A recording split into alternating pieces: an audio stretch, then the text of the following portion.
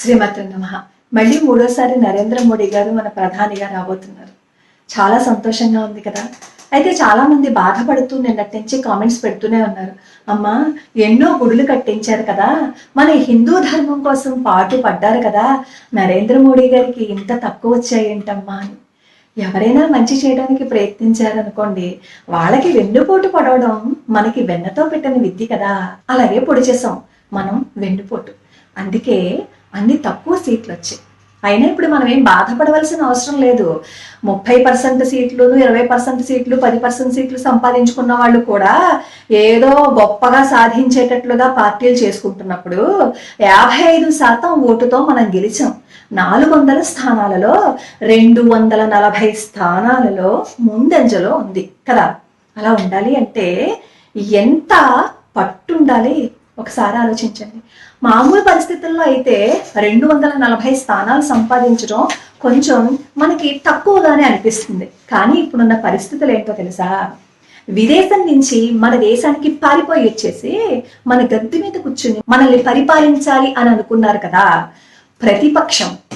ఈ పాటికి మీకు అర్థమయ్యే ఉంటుంది కదా వాళ్ళెవరో. వాళ్ళు మన మీద విష ప్రచారం చేశారనమాట. ఎంత విష ప్రచారం చేశారు అంటే, నరేంద్ర మోడీ గారు గెలుస్తారు అనే విషయం అప్పటికే వాళ్ళకి తెలుసు. ఎందుకంటే నరేంద్ర మోడీ అంటే ఏంటో వాళ్ళు కొత్తగా చూడవలసిన అవసరం ఏం లేదు కదా. అందుకని చెప్పి మన మీద విషం చిమ్మటం ప్రారంభించారు. అలా విషం చిమ్ముతూ చిమ్ముతూ చిమ్ముతూ చివరికి ఏ స్థితికి తీసుకొచ్చారు అంటే, ఈ రోజు పొద్దున్న మా స్నేహితురాలకు ఒక విషయం చెప్పారు. అదేంటంటే, వాళ్ళ ఇంటి దగ్గర ఉంటారు పాపం, కొంచెం చదువుకోలేని వాళ్ళు ఉంటారు కదా. వాళ్ళు వచ్చి ఇవిడితో అన్నారట, అమ్మా మరి నరేంద్ర మోడీ గారు వస్తే మేము ఇప్పుడు ఉండమంట కదమ్మా, మేము వెళ్ళిపోతాం కదా, దేశం నుంచి మమ్మల్ని తరిమి కొట్టేస్తారట కదా అని చెప్పి అడిగారట. ఆవిడ ఆశ్చర్యపోయారట, ఎవరు చెప్పారు మీకు అని. వెంటనే మాలో అందరూ అనుకుంటున్నారు మమ్మల్ని తరిమేస్తారట కదా అని. అప్పుడు ఆవిడ అన్నట్ట, ఏ నరేంద్ర మోడీ ఏమన్నా మీ ప్రార్థనా స్థలాలను ఏమైనా కొట్టి పడేశారా? మా దేవాలయాల్ని కూల్చేశారు, ఇంకా మీ అందరూను మా దేవాలయాల్ని నాశనం చేశారు, కానీ మీ జోలికి ఎప్పుడూ రాలేదు కదా, ఎందుకు అలా అంటున్నావు? మీ ప్రార్థనా స్థలంలో ఉన్న మాస్టర్లు ఏమైనా ఈ మాట చెప్పారా అని చెప్పి అడిగారు. వెంటనే ఆవిడ, అలా కాదమ్మా, మా వాళ్ళందరూ అనుకుంటున్నారు మోడీ గారికి ఓటు వేయద్దు, ఓటు వేస్తే మళ్ళీ మనం ప్రార్థన చేసుకోవడానికి ఈ భారతదేశం ఉండదు అని చెప్పి అన్నట్టు. వాళ్ళదేదో సొమ్మైనట్టు భారతదేశం, వాళ్ళ సొంత ఆస్తి అయినట్టు. అప్పుడు ఈవిడికి కోపం వచ్చి, అసలు మోడీ అంటే ఏంటో తెలుసా అని చెప్పి అసలు విషయాలన్నీ చెప్పిన తర్వాత, అవునా అమ్మా, మేము అలా అనుకోలేదు, మమ్మల్ని దేశం నుంచి పంపించేస్తారేమో అని అనుకున్నాము అని చెప్పి వాళ్ళు అన్నారట. ఆ విషయం నాకు ఈరోజు పొద్దున్న చెప్పారనమాట మా స్నేహితురాలు. లేదంటే మొన్నే నేను ఈ విషయం వీడియో చేసి పెట్టేద్దును. అయితే ఇప్పుడు ఇంత తక్కువ సీట్లు వచ్చాయని మనం అందరం బాధపడుతున్నాం కదా. బాధపడవలసిన అవసరం ఏం లేదు. అటు నుంచి ఎంతో విశ్వ ప్రయత్నం చేశారు, ఎలా అయినా సరే మోడీ గారు మళ్ళీ ప్రధానమంత్రి అవ్వకూడదని. దానికి వాళ్ళు ఎన్ని కుయుక్తులు పన్నారో, ఎన్ని తాయిలాలు ఇచ్చేస్తామని మాట ఇచ్చేశారో, ఎన్ని మాటలు ఇచ్చేశారో. మన దేశాన్ని కూడా కొరవబెట్టేసి పరాయి దేశానికి బొట్లో పెట్టి అప్ప చెప్పేయడానికి కూడా సిద్ధపడిపోయారు.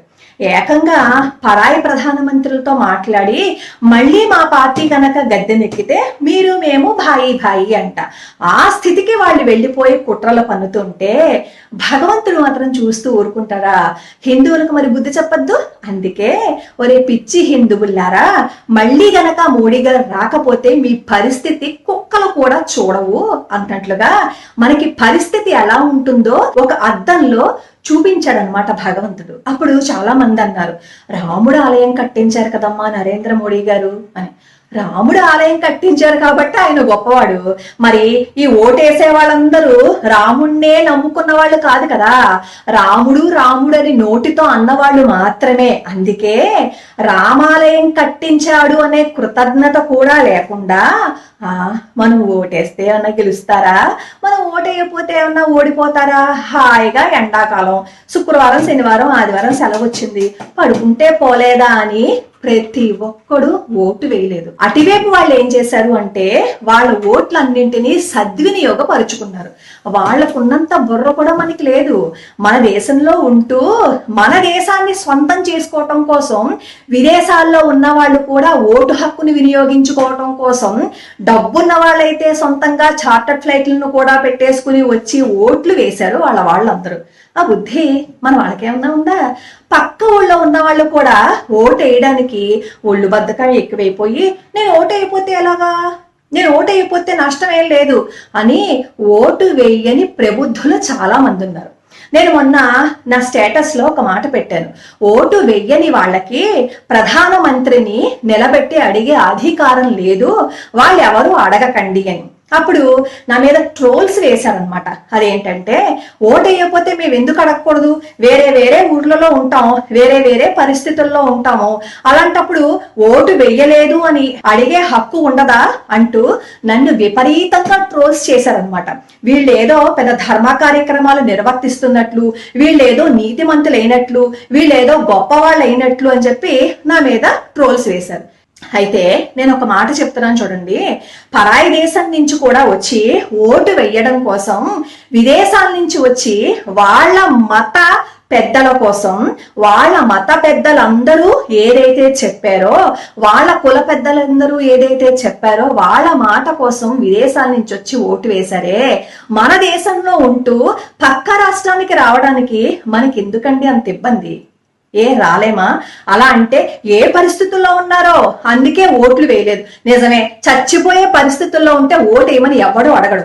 కానీ ఈ భారతదేశంలో ఉన్నందుకు, మన ధర్మాన్ని రక్షించుకోవాలని ఉన్నప్పుడు, హిందువై పుట్టినందుకు నీ ఓటుని నువ్వు ఎందుకు సక్రమంగా వినియోగించుకోలేదు, నీ ఓటుని నువ్వు ఎందుకు వెయ్యలేదు అని అడిగిన పాపానికి నన్ను ఎన్ని విధాలు ట్రోల్ చేశారో తెలుసా?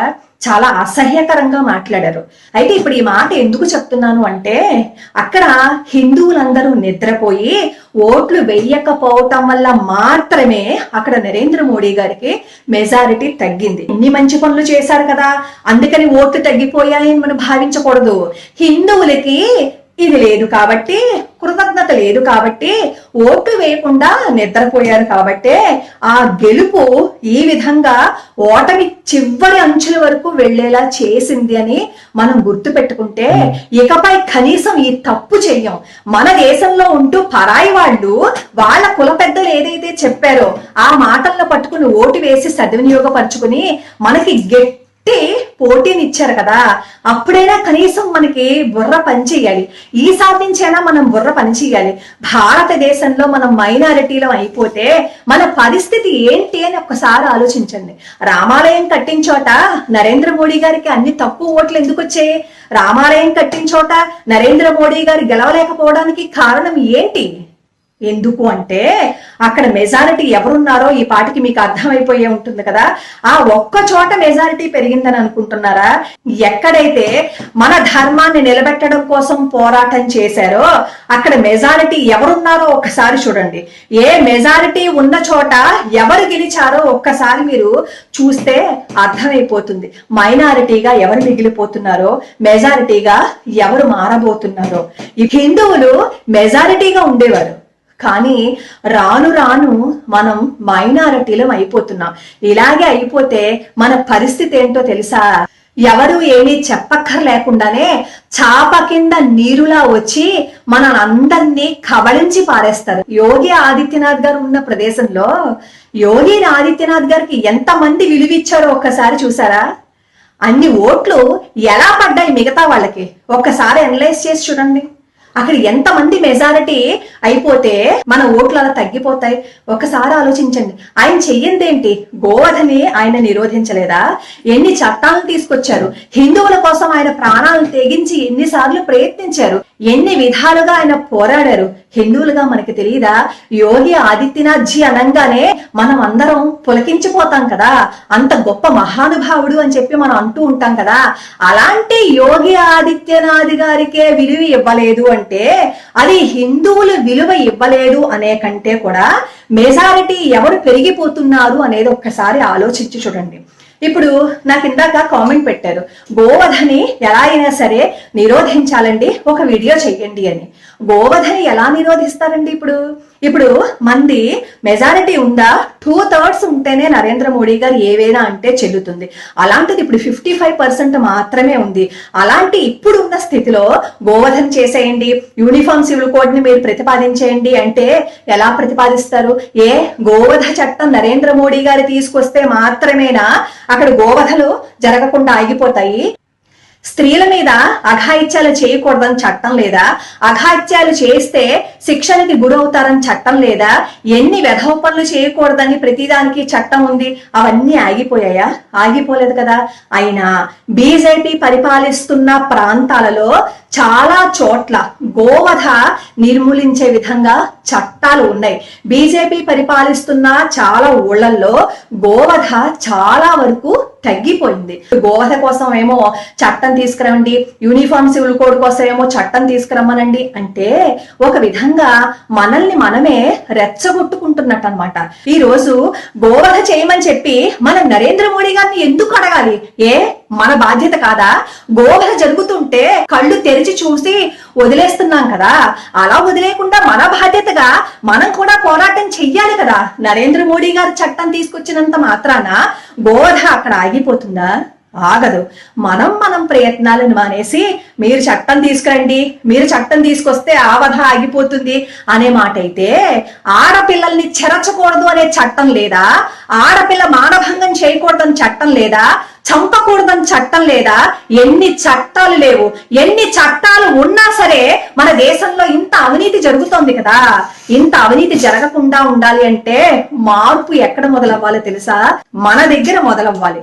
మన దగ్గర మొదలవ్వకుండా ఎవరినో వేలు పెట్టి చూపించటం సబబు కాదు. ఈ రోజు నరేంద్ర మోడీ గారిని అది చెయ్యండి ఇది చెయ్యండి అని చెప్పి అడిగే ముందు హిందువులుగా మనం మన బాధ్యతను నిర్వర్తించామా? మనకిచ్చిన ఆయుధాన్ని సరిగ్గా వాడుకున్నామా? వాడుకునుండుంటే ఈ రోజు నరేంద్ర మోడీ గారిని మనం ఏమీ అడగవలసిన అవసరం లేకుండానే అన్ని చేసి పెట్టి ఉండేవారు.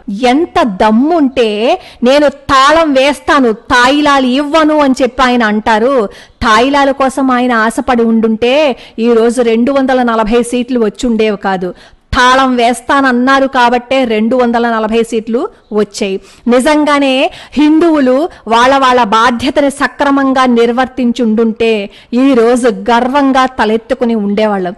అయినా ఇప్పుడు మించిపోయిందేం లేదు. సింహం ఒక్క అడుగు వెనక్కి వేసింది కదా అని వెనక్కి పారిపోయినట్టు కాదు. ఒక్క అడుగు వెనక్కి వేసేది 100 అడుగులు ముందుకు దూకటానికే. నరేంద్ర మోడీ గారు అలాగే దూకుతారు. లోకా సమస్త సుఖినో భవంతు, సర్వే జనా సుఖినో భవంతు.